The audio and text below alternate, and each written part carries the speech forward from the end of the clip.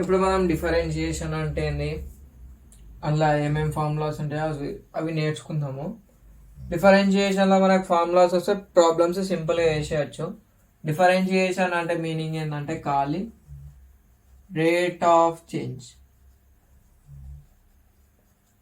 Of Y with respect to X. ఎట్లుంటుంది అంటే differentiation మొత్తం డివై బై డిఎక్స్ అని ఉంటుంది. ఈడ వైని మనం ఏమంటాం, ఎక్స్ని మనం ఏమంటాం అంటే వేరియబుల్స్ అంటాము.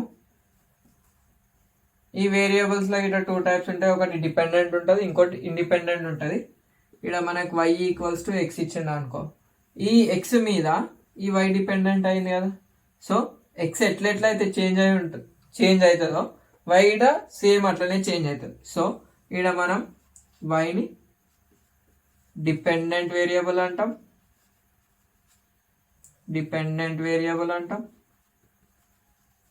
ఏ మనకి ఎం సెట్లో కానీ ఈ సెట్లో, అదే పాలీ సెట్ వాళ్ళకి ఈ సెట్లో కానీ వస్తాయి. ఎక్స్ అనేది ఇండిపెండెంట్ వేరియబుల్.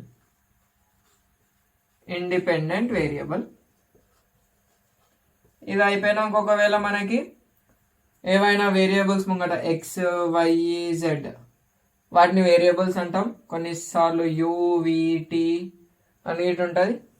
ఆడ కాన్స్టెంట్ అని మెన్షన్ చేస్తే కాన్స్టెంట్ అని తీసుకుంటాం. సపోజ్ ఇప్పుడు మనకి 3x ఉంది అనుకో, ఈ 3 ఉంది కదా. సో ఎప్పుడైతే డిఫరెన్షియేషన్ చేస్తున్నామో ఈ కాన్స్టెంట్స్ అంటే నంబర్లని బయట పెట్టుకొని డివై బై డిఎక్స్ చేస్తాం. D by dx of x చేస్తాం. ఈడ సేమ్ ఉండాలి, ఈడ సేమ్ ఉండాలి. ఒకవేళ సేమ్ ఉంటే 1 టైమే వేస్తాము. ఒకవేళ ఈడ మనకి ఎక్స్ ప్లేస్లో వై ఉంది అనుకో, డివై బై డిఎక్స్ వస్తుంది. వై ప్లేస్లో d by dx of Y square ఉంది అనుకో, అప్పుడు దీన్ని ఎట్లా రాస్తామంటే దీనికి సంథింగ్ ఫార్ములా ఉంటుంది 2y అని, మళ్ళీ మనం డివై బై డిఎక్స్ చేస్తాం. ఇట్లా మనం కంటిన్యూ చేసేదాన్ని మనం చైన్ రూల్ అంటాం. అది మనకి ఈ యూనిట్ చేస్తున్న కొద్దీ మనకి ప్రొఫిషియన్సీ వచ్చేస్తుంది. ఇంతే. దీంట్లో మనం ఫార్ములాలు నేర్చుకుందాం. ఫార్ములాలు వచ్చేసి యూనిట్ మొత్తం వస్తుంది. ఇక దీనికి మనకి మస్తు ఫార్ములాలు ఉంటాయి, దగ్గర 25 ఉంటాయి.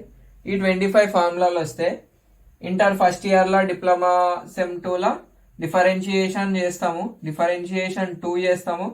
తర్వాత సెకండ్ ఇయర్కి థర్డ్ ఇయర్కి పోగానే మనకి ఇంటిగ్రేషన్ అనే కాన్సెప్ట్ ఉంటుంది. డిఫరెన్షియేషన్ కుల్టా ఇంటిగ్రేషన్ ఈ కాన్సెప్ట్స్ వస్తుంది. ఇంటిగ్రేషన్ 2 వస్తుంది. ఇంటిగ్రేషన్ 2 వస్తే డెఫినైట్ ఇంటిగ్రల్స్ అని ఉంటుంది మనకి. అవి గిట్ట అన్నీ చేయొచ్చు. సో ఫస్ట్ మనకి డిఫరెన్షియేషన్ నేర్చుకుంటాం. ఒకవేళ మీరు ఇంటర్లో కానీ పాలీసెట్లో నేర్చుకోకపోతే ఇంటర్ వాళ్ళకి ఇంటర్ సెకండ్ ఇయర్లో, పాలీసెట్ వాళ్ళకి థర్డ్ సెమ్ నెక్స్ట్ సెమిస్టర్ ఏది ఉంటే అందులో మస్తు ప్రాబ్లం అవుతుంది. సో ఫార్ములాస్ ఏమంతా పెద్ద ఏముండేవి, సింపుల్గానే ఉంటాయి. ఫస్ట్ది డి బై డిఎక్స్ ఆఫ్ కే 0. ఇక్కడ కే అంటే ఏమనుకుంటామంటే కాన్స్టెంట్, ఉట్టి వేరియబుల్ లేకుండా ఒకటే నంబర్ ఉందనుకో 0 తీసుకుంటాం, అయిపోతుంది. 2 d by dx of x అంటే ఈడ సేమ్ నంబర్ ఉంటే 1 రాస్తాం. థర్డ్ది d by dx of x power n. ఒకవేళ పవర్ ఎన్లు ఉంటాయి అంటే ఎక్స్ స్క్వేర్ కానీ ఎక్స్ క్యూబ్ కానీ ఎక్స్ పవర్ 4 కానీ ఉంటే ఏం రాస్తామంటే x power n into x to the power of n minus 1 ఇట్లా రాసుకుంటాం. తర్వాత ఇది అయిపోయినాక ఫోర్త్ది d by dx of e power x అంటే ఈ పవర్ ఎక్స్ రాస్తాం, ఈ పవర్ ఎక్స్ రాస్తాం.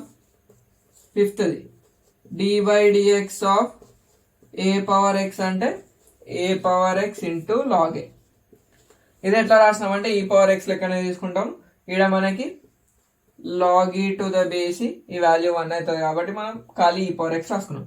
కానీ ఇక్కడ ఏ పవర్ ఎక్స్ అంటే వేరియబుల్ సంథింగ్, ఇక్కడ మనకి పవర్లో వేరియబుల్ ఉందనుకో ఇంటూ లాగ్ ఏ. దీన్ని చైన్ రూల్ లెక్క రాసుకుంటాం. ఇదొక పార్ట్. ఈ 5 బేసిక్ ఫార్ములాస్. 6th వచ్చేసి d by dx of log x that is 1/x. ఈ డిఫరెన్షియేషన్ ఇవన్నిటికి మనకి ప్రూఫ్లు ఉంటాయి. ఆ ప్రూఫ్లో ఎట్లా అంటే ముందు యూనిట్ల లిమిట్స్ దాంట్లో ప్రతి ఒక్క దాని ప్రూఫ్ ఉంటుంది. అవి సాల్వ్ చేస్తే మనకి డైరెక్ట్ ఫార్ములాస్ వస్తాయి. ఈ ఫార్ములాస్కి మనకి ప్రూఫ్ అంత అవసరం లేదు. ఇవన్నీ ఈ లిమిట్స్, డిఫరెన్షియేషన్, ఇంటిగ్రేషన్ అని చెప్పుకున్నాం కదా, ఇవన్నీ క్యాల్కులస్లు ఉంటాయి. సెకండ్ పార్ట్ ఆఫ్ మ్యాథమెటిక్స్ అయిపోయింది. ఇక 7th ఫామ్ ప్రోడక్ట్ రూల్ అంటాము.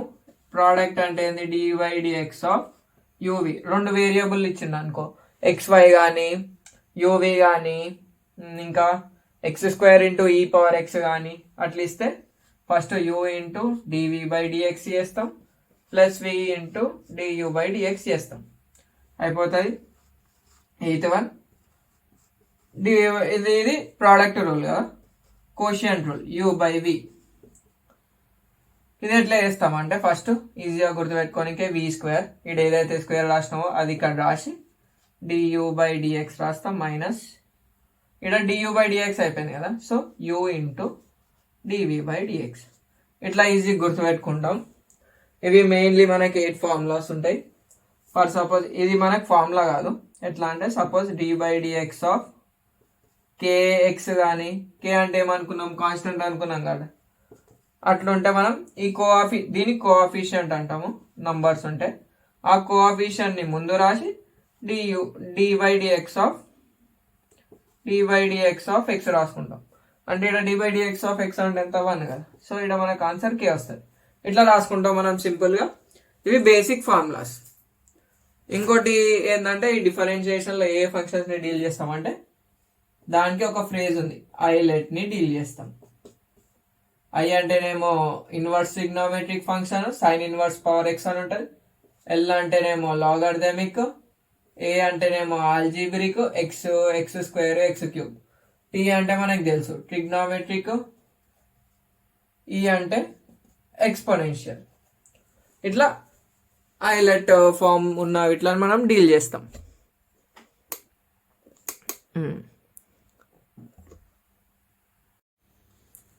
ఇప్పుడు మనకు బేసిక్ అయిపోయినాయి కదా. ఇప్పుడు మనం ఏంది ట్రిగ్నోమెట్రిక్ ఫార్ములా చూస్తాం. ఎట్లా అంటే 10 d/dx of sin x, d/dx of cos x, d/dx of tan x. ఇంకా మూడు ఏముంటాయి? d/dx of cot x, dydx of cosecant x, dydx of secant x. మనం ట్రిగ్నోమెట్రీ ఈ ఆర్డర్లోనే రాసుకున్నాం కాబట్టి, ఈ ఆర్డర్లోనే ట్రిగ్నోమెట్రీ ఫార్ములాస్ నేర్చుకున్నాం కాబట్టి అదే ఆర్డర్లో రాస్తున్నాం. దీన్ని ఎట్లా గుర్తుపెట్టుకుంటాం అంటే ఇక్కడ మనకి సి తోటి స్టార్ట్ అయ్యే అన్నిటికీ ఫస్ట్ సింబల్ మైనస్ వస్తుంది. దీనికి ఈట ప్రూఫ్స్ ఉంటాయి, మనకి మైనస్ వస్తుంది. sin dydx of sin x అంటేనేమో cos x, dydx of cos x అంటే మైనస్ sin x. ఇట్లా షార్ట్ కట్లో గుర్తుపెట్టుకోవాలి మనం. dydx ఆఫ్ tan x అంటేనేమో secant² x. అన్నిటికీ ప్రూఫ్స్ ఉంటాయి, బాధపడకూరి. మళ్ళీ dydx ఆఫ్ secant x అంటేనేమో secant x into tan x. మనం ట్రిగ్నోమెట్రీ రాసుకునేవి క్రాస్గా రాసుకున్నా కానీ గుర్తుపెట్టుకునేటప్పుడు ఆర్డర్ అనేది గుర్తుపెట్టుకుంటాం. tan x secant² x కదా. cot x ఎంత వస్తుంది? Minus cosecant² x. cosecant x ఏమో minus cosecant x cot x. ఇవి ట్రిగ్నోమెట్రిక్ ఫార్ములాస్. మనకి ట్రిగ్నోమెట్రిక్ గిట్ వచ్చేసినాయి. ఇంకేముంటాయి మనకి? ఇన్వర్స్ ట్రిగ్నోమెట్రిక్ ఉంటాయి కదా, అవి గిట చూద్దాం. ఇప్పుడు మనం ఇన్వర్స్ ట్రిగ్నోమెట్రిక్ అక్కడ 15 అయిపోయినాయి కదా. 16 dydx of sin inverse x. ఇక్కడ మనకి ఇన్వర్స్ ట్రిగ్నోమెట్రిక్ ఏముండదు.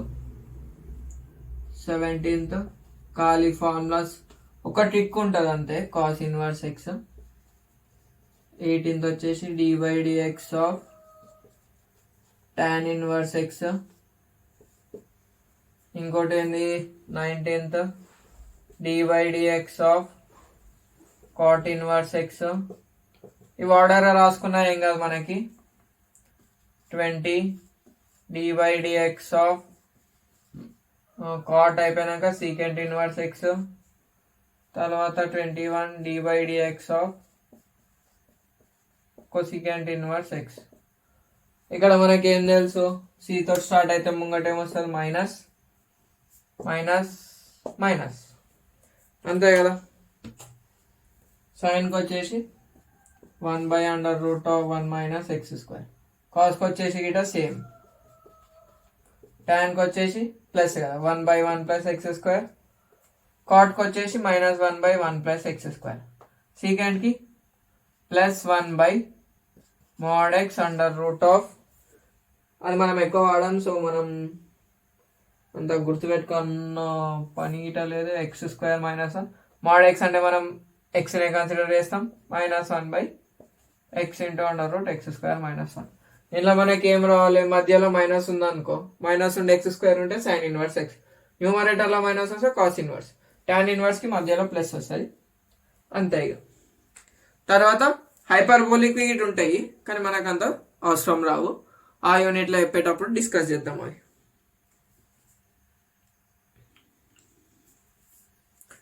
మనము సాల్వ్ చేసుకుంటూ పోయే కొద్దీ మనకి ఎట్లా వస్తుంది అంటే dy/dx చేసేస్తాము. ఇది ఫస్ట్ స్టేజ్. సెకండ్ స్టేజ్లో ఏం చేయమంటాడు అంటే dy/dx ఇచ్చి ఒకటి వాల్యూ టీలల్లో ఫైండ్ అవుట్ చేయమంటాడు. దీన్ని ఎట్లా రాసుకుంటామంటే dy/dt dx/dt ఇట్లా వేసుకుని వస్తుంది. లేకపోతే ఇంకోటి ఏముంటుంది అంటే dy/dx = dy/dtt dx/dtt. అంటే దీన్ని న్యూమరేటర్ డినామినేటర్ రాసుకోవచ్చు, దీన్ని గిట్ట సబ్ న్యూమరేటర్ సబ్ డినామినేటర్ గా రాసుకోవచ్చు. ఇది లెవెల్ 2 లెవెల్ 3 ఇంతే ఉంటుంది ఇక మ్యాథ్స్ డిఫరెన్షియేషన్ మొత్తం. ప్రాబ్లమ్స్ చూద్దాం.